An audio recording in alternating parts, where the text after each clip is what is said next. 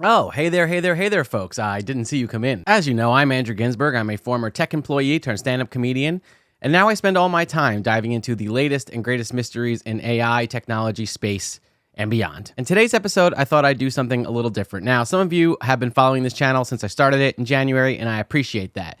And I'm trying to experiment with different types of videos. As you know, on Thursdays, I usually drop an informative 5 to 6 minute video about a occult or weird topic, aliens, psychedelics, religion. But today I wanted to kind of go through and read some of the comments because I do appreciate the comments that I get on the Evening Goose channel. Sometimes you guys recommend going down like a different rabbit hole to explore a topic deeper. And I wanted you to know that I do read the comments and I want to start doing this a bit more. And I thought this would be fun to do in a really like low stakes format, like no script, you know what I mean? No nothing, just a live stream, a coffee break is what I'm going to call these types of segments. See, because I got like the coffee.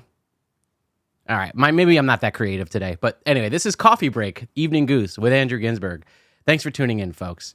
Also, just so y'all know, I was doing all these videos out of a weird studio in Brooklyn, but it's been taken away from me, and now I'm back in my apartment trying to reconfigure. So this week I was a little light on videos and scripts and research. So I was like, what can I do? What can I do for this Thursday not to disappoint 89 people? And I decided that I was going to read some of the comments from some of my videos and do a little bit of a deep dive and speculate about what some of it means. So, folks, let's get into it.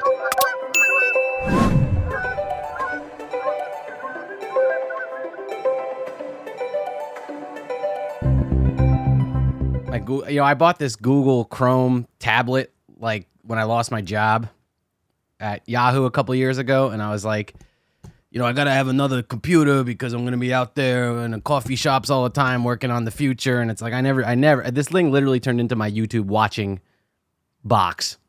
It has the same credentials as a TV. But now that I'm going to make more weirdo videos, I can read from it. So what I wanted to focus on today was, you guys may remember my, look at this. My mic stand barely works. I'm falling apart over here, guys. I got to hold the mic. I got to hold the tablet. I got to rant without a script. Jesus. You may remember my 4th of July video, UAP over Brooklyn. And this is where I documented seeing what I thought was a UAP over Brooklyn on the 4th of July, 2024 with my girlfriend. And I was kind of, that was a very vulnerable thing for me to post, mainly because I know they don't mention it, but I know my friends and family watch this channel and they're like, damn, Andrew's really completely lost his mind. I mean, we should really check in on him. Is that guy good? But everything I said in this video was the truth. I saw this UAP over Brooklyn. It looked to me like some sort of geometry, like some sort of geometric shape. It seemed like it was appearing in and out of reality. And please watch the video for reference, or the rest of this live stream will literally make no sense to you. And I had a lot of theories about what it could be. Now, I know in the mainstream sort of UAP world right now, everybody's talking about the idea that like maybe things we see in our reality, our 3D reality, are just shadows of a larger 4D object. Now, people say that to me all the time, and I'm going to talk about the comments in a second because this really sent me down a rabbit hole. But I do want to talk about what that means, because people are always throwing things at me about, the thing about our reality is like these UFOs, they might just be popping in interdimensionally, and that might be what you saw on the 4th of July. I get that all the time. And just before I read these comments and kind of talk about the main topics of this video, let's talk about how would I explain a concept like that to my grandma or like a 4th grader? You know what I mean? Like, what does that mean? What happens when a 4D object renders in 3D space? To me, the only way I can describe it, and I'm sorry for this, but is like if a Nintendo 64 Mario tried to render in Super Nintendo Mario. If Super Mario 64 Mario rendered in Super Nintendo Mario, you'd probably just see like a thin slice of that Mario. You'd see the shadow of the Super Mario 64 Mario. Can you guys tell I'm from New Jersey by the way I'm saying Mario? Or Mario, if you're fancy, whatever. But the idea is that like in our world, we can only see like shadows of the larger object because it's in a different dimension that we can't comprehend. It's in 4D, right? So I like to think of it like Super Nintendo was 2D, Nintendo 64 was 3D. That's why if those characters from the 3D version tried to go into the 2D version, you'd only see some of it. And that's what people argue some of these UAPs are. That's why they kind of blip in and out of reality. And that was the case, not so eloquently, I tried to make in my UAP over Brooklyn video. But But let's read some of the comments, okay? Because I do appreciate that people are actually following this channel. When I started this channel, they all said, nobody will ever follow this channel. And, 535 people subscribe to the channel, and everybody's pretty engaged. I check the metrics, and I appreciate you. And I'm glad you find these weirdo videos useful. I've spent 30 hours a week on it this year. And I've just been bleeding, hemorrhaging through my savings account, heading towards just complete perpetual poverty. I have a few months left, so we really need to get this channel going, guys, or I'm going to be broadcasting next time from a park on a bench. Okay, so let's go on my UAP 4th of July over Brooklyn video, and this comment stood out to me, and this is going to be the basis of this video today. Karina Colin LA, thank you. Sorry I'm a little late, but you had said, in response to like what I saw over Brooklyn and my idea that like maybe it was some sort of weird shape glitching in and out of reality, you said, yes, it's fractal mathematics. You are correct. Also, scalar semantics. Serious business. It's a tesseract cube. Baphomet. Just throwing a lot of words at me. Have fun. Okay? All right. And then later on, you made another comment. You said, Jack Parsons energy again. Jack Parsons created the jet and opened a portal with a black cube. I grew up in Brooklyn. Cool. I did a Jack Parsons black cube portal ritual on the 4th of July. On July 4th, 2025, using black cubes. You sound pretty... Can I come to your 4th of July party next year, by the way? Because I just grilled hot dogs. His energy is probably increasing across the zeitgeist. Thank you very much for this update. You're welcome, Karina Colin LA. And so I did a little bit of reading on this stuff, and I learned some things. So again, don't have a script for this video. Bear with me. I'm just going to kind of philosophize about this comment, but thank you for this comment. And here's what I learned. First of all, Jack Parsons, he's sort of the founder of the thinking behind NASA. So, there's NASA, that's the arm, that's the agency that sends people to space, obviously. But then who's actually doing the thinking and the engineering behind that? And that's Jack Parsons. He was the person who created the JPL, the Jet Propulsion Laboratory. And that's where the sort of thinking happens that creates the blueprints that then puts the mechanical stuff into space, right? Like this is the brain, it's the brain behind the whole thing. And Jack Parsons kind of turned out to be a freaky guy. He didn't just mess with, he was an engineer, and during the day, he's, doing engineering stuff. He's trying to send rockets into space. But at night, he was really into like freaky rituals and sex magic and all this crazy stuff because he was focused on opening up portals to another dimension. So he's a rocket scientist, but he's also an occultist. Quote, NASA was built on the work of Jack Parsons, a man who claimed magic was as real as rocket fuel. Okay?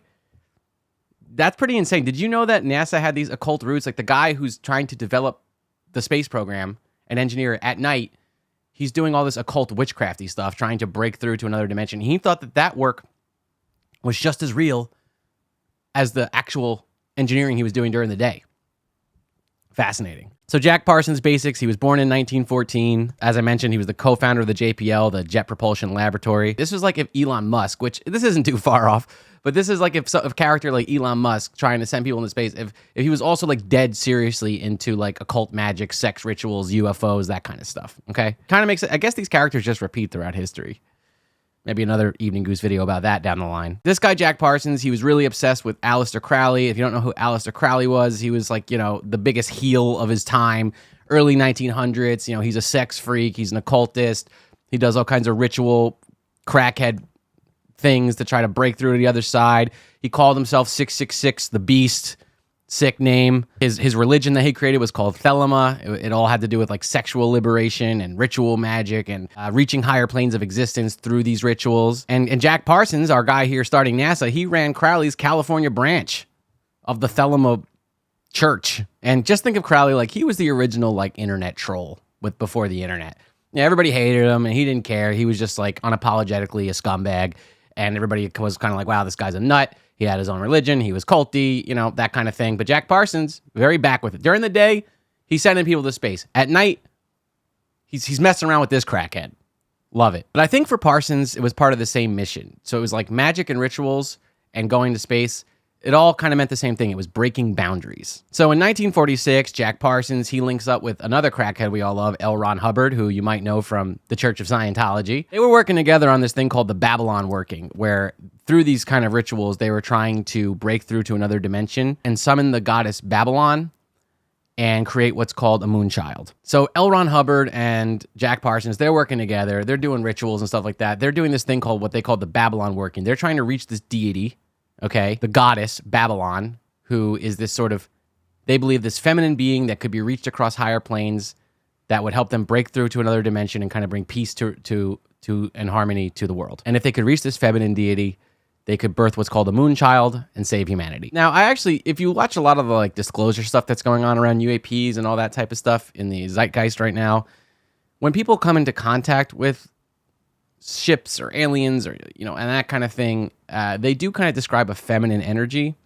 And this isn't so far off reality. So these guys are doing this Babylon working ritual in the backyard or whatever. They're trying to break through to another dimension. They're trying to summon this Babylon deity. They're trying to create a moonchild to come and break through our dimension and save reality. And it was right around that time that the Pasadena lights, which was a pretty infamous UFO experience, appeared in the sky. And this was before Roswell. So, you know, these reports of these strange lights in the sky around the same exact time. And it kind of gets you wondering, now that you're looking back on it back in time, like, were they successful? Did they actually break through to some kind of reality? This kind of stuff also happens in Skinwalker Ranch, which I also made another video about. You know, these guys are spending all their time trying to understand a weird portal that's dangling over the ranch. I know this is a weird kind of tabloid TV show, but there's a lot of crazy stuff going on there. If you haven't watched it, you should check it out, or you should watch my video summarizing what it's about. And, you know, maybe there is such a thing as breaking through to portals through another dimension. Maybe this is a real thing that we can do. Okay, so that brings us to like this idea of the black cube. Because what are we talking about when we talk about the black cube? So it's the symbol of Saturn. It means time, death, and restriction. So basically, like, all of our lives in this kind of prism of reality as we experience it is we're inside the black cube. The concept of the black cube kind of appears everywhere. It's in lots of religions. It's in Kabbalah, mysticism, and there's always black cubes. Now that I'm thinking about it, not to sound like a crazy conspiracy theorist, but there's black cubes in front of the Wall Street Financial Center. There's a big black cube in front of Astor Place. So, you know, who knows? Also, not to mention, like, when these pilots report seeing UAPs, they describe a black cube inside of a sphere. And that's also kind of what I saw over Brooklyn that day. So black cube, heavy stuff. Let me quote some esoteric text I read last night while I was doing research for this video. The cube is Saturn's gate, the box that binds the soul in time. So what Parsons was doing was, people think he was trying to build a cube. He was trying to manipulate the cube of our reality to break through time and space itself and kind of get out of the jail of our reality. And if this is getting too crazy for you, it's also weird for me. Hold on, I know we're doing a coffee break. I should take a sip here. Because, you know, Buddha talked about how, you know, there is no reality. You know, everything we're seeing and feeling and touching is a manifestation of the mind. You know, your brain is receiving information and projecting an image. But what's behind all this is the veil. And if you didn't have your brain, the software in your brain to synthesize, to take information and project reality for you, what would you actually be seeing? And I think that this is what Parsons was kind of tapped into. Okay, so then let's talk about the tesseract, which I mentioned earlier. That's the tesseract is the geometrical definition of this stuff. That's the 4D cube. Okay, that's the thing that looks like the Cuban sphere. That's the thing I thought I saw on the 4th of July. That's the 3D Super Mario inside the Super Nintendo. Okay, now this YouTube commenter, they also mentioned cymatics and fractals. I did not know anything about cymatics, or at least I didn't think I did until I did some research. And it's interesting. So this is how sound can manipulate reality. And you might be familiar with some cool YouTube videos people do where they, you know, you play a certain frequency on sand on a plate, and you'll see the sand arrange itself in a geometric shape because of the frequency. So this is like how frequency has an impact on material things in our world. And I think that this is a particularly interesting piece here because first of all, sound has a lot to do with, I think, reality in a lot of ways. Even just listening to music can change your whole frequency, your whole vibe. It has an impact on your cells and your atoms and your neurons. It really affects me, just music. And if you think about like chanting and meditation and like the Om sound, the universal Om, that's a very specific frequency. Also, calling back to Skinwalker Ranch, they're also always talking about like a 3.5 gigahertz frequency that appears when the UAPs blip into the world. So I think that there is something pretty powerful here that deserves further discussion, and I might do a normal video on that on the future. So is it possible that through the right kind of frequencies, vibes, things being put out into the world, a portal is then opened and this sacred geometry, the tesseract, appears? So based on these comments, this is kind of clicking for me. This is making a lot of sense. In my UAP over Brooklyn video, I speculated that the UAP I saw had something to do with the Mandelbrot set, which is basically fractals repeating infinitely in and out over time, as above, so below. This is all kind of coming together for me. It's like through the positive vibes I had that day on the 4th of July, something about the timing, something about what we were doing, it might not have been intentional, may have caused a fracture in reality. A portal then opened. The geometric perfection, the tesseract, the 3D shadow of the 4D object appeared for a second, and I saw it.